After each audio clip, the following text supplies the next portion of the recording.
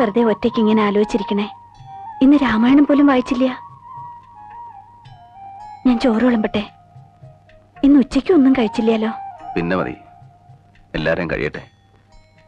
ഇനി അതാ ഇവിടുത്തെ പതിവ്. എല്ലാവരുടെയും കഴിഞ്ഞിട്ട് നമുക്ക് ഒരു കുഴപ്പമില്ലല്ലോ.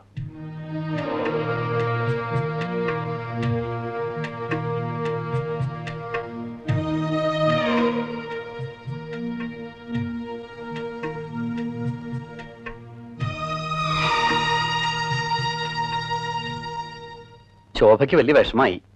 ഓ, അത് സാരല്ല, ഞാനത് മറന്നു. സുധ വളരെ മോശമായിട്ട് അവളോട് സംസാരിച്ചു. കല്യാണത്തിന് അവളുടെ പണം വേണ്ടെന്ന് വരെ പറഞ്ഞു. വിവരമില്ലാതെ അവൾ എന്തെങ്കിലും പറഞ്ഞെന്ന് വെച്ച് നീ അത് സാരാക്കണ്ട. അധിക ദിവസം ഇല്ലാലോ ഇനി ആ ശല്യം. പക്ഷേ ശോഭ അത് വളരെ സീരിയസ് ആയിട്ടാണ് എടുത്തിരിക്കണേ. അവൾക്ക് അച്ഛനോട് ചോദിക്കാതെ ഇനി ഒന്നും ചെയ്യാൻ പറ്റില്ല എന്നാ പറയണേ. എന്ത് ചോദിക്കാതെ? കാശിന്റെ കാര്യം. ശോഭയുടെ പണം കിട്ടുമെന്ന് തോന്നണില്ല. എന്താ നീ പറയണേ? ആകെ പ്രശ്നമായി. നമ്മൾ വേറെ എന്തെങ്കിലും ഒരു വഴി ആലോചിക്കണം. എന്ത് വഴി? ബുധനാഴ്ച സ്വർണ്ണം എടുക്കണ്ട. പണം കിട്ടിയില്ലേ കല്യാണം നടക്കില്ല. എന്നെ ചതിക്കരുത് നീ. ഞാൻ എന്താ ചെയ്യാ? പണം എന്റെ അല്ല. പറയാനുള്ളതൊക്കെ ഞാൻ പറഞ്ഞു നോക്കി. ശോഭ സമ്മതിക്കണില്ല. എന്റെ ഈശ്വര, ഞാൻ ആരോടാ ചോദിക്കുക? എങ്ങട്ടാ പോവാ? ഒക്കെ സുധ ഉണ്ടാക്കിയ പ്രശ്നമല്ലേ? ഇനി അവളും ഏട്ടനും ഏടത്തി അമ്മയും എല്ലാവരും കൂടെ ശോഭയോടൊന്ന് പറഞ്ഞു നോക്ക്. നീ പറഞ്ഞാ കേൾക്കാത്ത ഞങ്ങൾ പറഞ്ഞാ കേൾക്കോ? അത് പറയണത് പോലെ ഇരിക്കും. എന്നുവെച്ചാ എല്ലാരും കൂടെ ചേർന്ന് അവളുടെ കാല് പിടിക്കുക അല്ലേ? പിടിക്കണമെങ്കിൽ പിടിക്കണം. കാര്യം നടക്കണ്ടേ? അതിന് മേലത്തെ രാഘവന്മാർ രണ്ടാമത് ജനിക്കണം. ഭൂമിയോളം താഴാ, പിന്നെ എങ്ങടാ താഴാ? വേണ്ട, താഴണ്ട. വേറെന്താ മാർഗം വെച്ചാൽ ആലോചിക്കാം. ഒറ്റ മാർഗമുള്ളൂ. സുധയ്ക്ക് ഇത്തിരി വിഷം വാങ്ങിച്ചു കൊടുക്ക. എന്താ പറ്റോ? അതൊന്നും എന്നോട് പറയണ്ട. പെൺകുട്ടികളായി ഇത്തിരി അച്ചടക്കം വേണം. എവിടെയും കയറി എന്തും പറയാന്ന് കരുതരുത്. ഞാനൊരു കാര്യം ചെയ്യാം. എന്റെ വകയായിട്ടൊരു സംഖ്യ അങ്ങോട്ട് തരാം. ഒരു 25,000 ഉറുപ്പ്യ. ബാക്കി ഏട്ടൻ ഉണ്ടാക്ക്. പിന്നെ എവിടെന്നെങ്കിലും ഒക്കെ പറ. മതിയടാ, നിർത്ത്. നീ മേലെ തച്ചുനാർക്കുണ്ടായത് തന്നെയോടാ. ഏട്ടൻ നിലമറന്ന് സംസാരിക്കരുത്. ആരുടെ നില? നിന്റെയോ? നിനക്കെന്ത് നിലണ്ടടാ?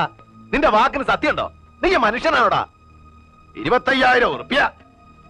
നിന്റെ പെങ്ങക്ക് ആ ധർമ്മം വേണ്ടെങ്കിലോ? വേണ്ടെങ്കിൽ വേണ്ട. വിജയ, ഇങ്ങോട്ട് വാ. അങ്ങേരോട് സംസാരിക്കാൻ നിൽക്കണ്ട. ചെല്ലടാ, വളർത്തുപട്ടിയല്ലേ? വിളിക്കണോടത്ത് ചെല്ല്. ഏട്ടനോട് വീണ്ടും ഞാൻ പറയാണ്, മര്യാദക്ക് സംസാരിക്കണം. നീ എന്നെ മര്യാദ പഠിപ്പിക്ക. എന്താ? എന്താടാ? എന്താടാ ഞാൻ ഈ കാണുന്നേ? എന്റെ കുടുംബം നശിച്ചല്ലോ ഈശ്വര. എന്താ ഉണ്ടായേ? നീ ഇങ്ങനെയൊന്നും പറയാത്തതാണല്ലോ മോനെ. എന്തെങ്കിലും ഒന്ന് പറയേ. അവള് താഴെയുണ്ട്. അവളെ ഇതൊന്നും അറിയിക്കണ്ട. ഞാൻ ജീവിച്ചിരിക്കുന്നുണ്ടെങ്കിൽ ഉള്ളതെല്ലാം വിറ്റായാലും ഞാൻ ഈ കല്യാണം നടത്തും. വിജയം പണം തരില്ലേ? തരും. നമ്മളെല്ലാം ചേർന്ന് അവന്റെ പെണ്ണിന്റെ കാല് പിടിക്കണം. അത് വേണോ അമ്മേ? പിടിക്കാൻ അത്ര കഴുതക്കാല് വേറെ ഇവിടെ.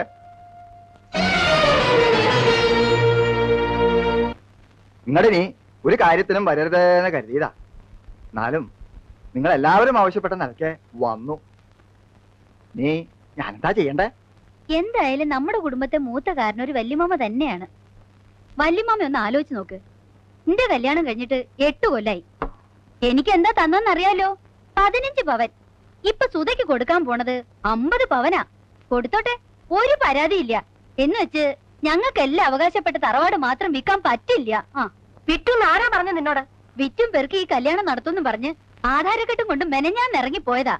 ഞങ്ങളോട് ആരോട് ആലോചിച്ചിട്ടില്ല. ഇവനൊരാണല്ലേ, ഇവനോട് പോലും ഒരു വാക്ക് പറഞ്ഞില്ല. അത് ചെയ്യാൻ പാടില്ല. കുടുംബത്തിൽ സ്വന്തം ഇഷ്ടം മാത്രം നോക്കാന്ന് പറഞ്ഞാ അത് തെറ്റന്നെയാ. ഞങ്ങൾ എന്തിനു വേണമെങ്കിലും തയ്യാറാ. പക്ഷെ എന്നോടൊരു വാക്ക് ആലോചിക്കണ്ടേ വലിയ മാമ? വിൽക്കാനാണെങ്കിലും പണയം വെക്കാനാണെങ്കിലും ഞങ്ങളുടെ ഒക്കെ സമ്മതവും കയ്യൊപ്പും വേണം. അതാലോചിച്ചിട്ടില്ല. ആലോചിക്കേണ്ടൊന്നുമല്ല. അതിനൊക്കെ പല വഴികളും ഉണ്ട്. ഒന്നും അറിയാതെയല്ല. എന്നെ തോൽപ്പിക്കണം, അത്രയേ ഉള്ളൂ ഏട്ടന്. തലമറന്ന് എണ്ണ തേക്കില്ലടാ മോനെ. ഞാനേ തെറ്റോ ശരിയോ ഏതായാലും ഒരു അഭിപ്രായ വ്യത്യാസം ഉണ്ടായ നിലയ്ക്ക് ഭാഗം നടത്തന്നെയാ നല്ലത്. പിന്നെ പരാതിയില്ലല്ലോ. അതാ ഞാനും പറയണത്. എനിക്കിപ്പോ മണ്ണും ഭൂമിയൊന്നും അല്ല പ്രശ്നം. എന്റെ അനിയത്തിയാ. കുടുംബത്തിന്റെ അഭിമാനത്തിന്റെ പ്രശ്നം അത്. ആ, വല്യമ്മാമ എപ്പോഴാ വന്നേ? കുറച്ചേരായി. എല്ലാരും ഉണ്ടല്ലോ. എന്താ പുതിയൊരു സഭ കൂടല്? ഇവർക്കൊക്കെ ചില പരാതികളുണ്ട്. ഓഹോ, അപ്പൊ കോടതിയാണ്. ഭാഗപ്പിരിവായിരിക്കും അല്ലേ? ലേമേ, നീ ഇങ്ങോട്ട് വരിക. ഒരു കാര്യം സംസാരിച്ച് തീരുമാനിക്കാനുണ്ട്. എനിക്ക് അതിനേക്കാൾ പ്രധാനപ്പെട്ട ഒരു കാര്യമുണ്ട്. അത് കഴിയട്ടെ ആദ്യം, എന്നിട്ട് വരാം. ഡേൽട്ടേക്ക് പോയിക്കോളൂ. അച്ഛനും അമ്മയൊക്കെ ചത്തിട്ട് 5-6 കൊല്ലായില്ലേടി. പിന്നെ എന്തിനാ കരയണേ? സുധേന്തി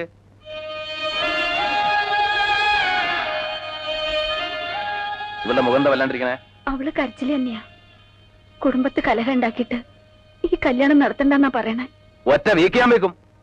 കുടുംബത്തെ കാര്യമൊന്നും നീ നോക്കണ്ട. നീ നിന്റെ കുടുംബം ഉണ്ടാവുമ്പോ നോക്കിയാ മതി. വല്യേട്ടനെ എല്ലാരും ഒറ്റപ്പെടുത്തും. വല്യേട്ടനെ എല്ലാവർക്കും ഒറ്റപ്പെടുത്താം.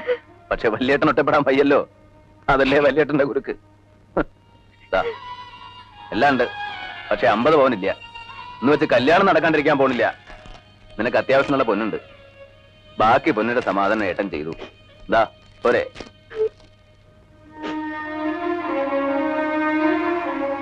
ആ, ഇനി പ്രതികൂട്ടി കയറാം. വിസ്തരിക്കാം. വക്കീലിനോ ജഡ്ജിക്കോ ആർക്ക് വേണം വിസ്തരിക്കാം. ഏട്ടൻ എന്താ പരിഹസിക്കാണോ? ഞങ്ങളോട് ആലോചിക്കാതെ ഏട്ടൻ ചെയ്യണമൊന്നും ശരിയല്ല. ഞാൻ എന്ത് ചെയ്തു? എല്ലാവരോടും ആലോചിച്ച് തന്നെ അവളുടെ കല്യാണം തീരുമാനിച്ചത്. ഒടുവിൽ നീ എന്ത് ചെയ്തു? എന്നെ വഞ്ചിച്ചു. ഇനിയും ഞാൻ ചെയ്യണോ നിന്നോട് ആലോചിക്കണോ? ആഹാരം ബാധ്യതപ്പെടുത്തി പണം വാങ്ങിയില്ലേ? അതെന്നോട് ആലോചിച്ചോ? എല്ലാവരോടും കൂടെ വഞ്ചന അത്. നിങ്ങളൊന്നും പറയണ്ട, ഞാൻ പറയാം. എല്ലാവർക്കും ഭാഗം പിരിയണമെന്നുണ്ട്. അത് നടത്തി കൊടുക്കണം. ഇനി ആഹാരം ബാധ്യതപ്പെടുത്തിയിട്ടുണ്ടെങ്കിൽ അത് നീ ഏൽക്കുകയും വേണം. അമ്മ എന്ത് പറഞ്ഞോ? ഭാഗം നടക്കട്ടെ. എല്ലാരും തല്ലി പിരിയണേലും നല്ലത് അതന്നെയാ. നടക്കട്ടെ. വല്യമ്മാവ തന്നെ ഒന്ന് നടത്തി കൊടുക്കുക. എനിക്കിത് കാണാൻ വയ്യ. നടക്കട്ടെ. പിന്നെ നിങ്ങൾ ആരെയും ഞാൻ ബാധ്യതപ്പെടുത്തിയിട്ടില്ല. ഈ സ്വത്തിൽ എനിക്കും എന്റെ മക്കൾക്കുള്ള അവകാശം സുധയെ കിട്ടാൻ പോകുന്ന രാധാകൃഷ്ണൻ എഴുതി കൊടുത്തു. അല്ലാതെ നിങ്ങളാരെയും ഞാൻ വഞ്ചിച്ചിട്ടില്ല. അത് പറയുമ്പോ ഇവർ എന്നോട് പറഞ്ഞ ചില കാര്യങ്ങൾ കൂടി പറയേണ്ടി വരും. 10-20 കൊല്ലായിട്ട് ഈ സ്വത്ത് മുഴുവൻ നീ തന്നെയല്ലേ നോക്കി നടത്തണേ? അതിന് ആദായവും നീ തന്നെയല്ലേ പറ്റണേ? ഒരു കണക്കും ഇതുവരെ ആരും ചോദിച്ചിട്ടില്ലല്ലോ. ആ കണക്ക് എങ്ങനെ വക കൊള്ളിക്കും? ഇവൻ സ്വന്തം കാര്യം നോക്കാനല്ലല്ലോ, കുടുംബം നോക്കിയില്ലേ? എല്ലാരും വളർത്തി ഒരു നിലയിൽ എത്തിച്ചില്ലേ? അതൊക്കെ പറയുമ്പോ പറയാന്നല്ലാതെ കൃത്യമായിട്ടൊരു കണക്കുമില്ലല്ലോ.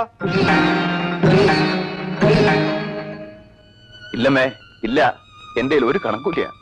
എന്റെ അധ്വാനത്തിന് കണക്കില്ല. എന്റെ ജീവിതത്തിന് കണക്കില്ല. എല്ലാം നിങ്ങളുടെ ഇഷ്ടം. പക്ഷേ എന്റെ മക്കളെ ഞാൻ തന്ന സ്നേഹത്തിന് കണക്കുണ്ട്.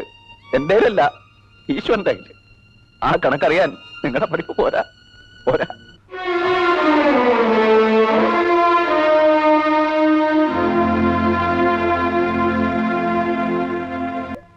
സാരല്ലമ്മേ, വിധിയാണ്. അത് അനുഭവിക്കണം. മാലതി, പുറപ്പെടാൻ ഒരുങ്ങിക്കോളൂ. എങ്ങോട്ടാന്നറിയില്ല. പോണം. ഇനി എന്റെ ആവശ്യമില്ലല്ലോ ഇവിടെ. ഞാൻ ആരുമല്ലോ ഇവിടെ. ഞാനും വരുന്നിന്റെ കൂടെ. അമ്മയ്ക്ക് വരാം. പക്ഷേ ഇപ്പോഴല്ല, ഒരിക്കൽ. അപ്പൊ അമ്മയുടെ വേണം. അല്ലെങ്കിൽ ശോഭ ഒറ്റയ്ക്കാവില്ലേ? അമ്മ സമാധാനിക്കും. ഒക്കെ ശരിയാവും. വേഗം വേണം. ഇനി ഒട്ടും വൈകണ്ട.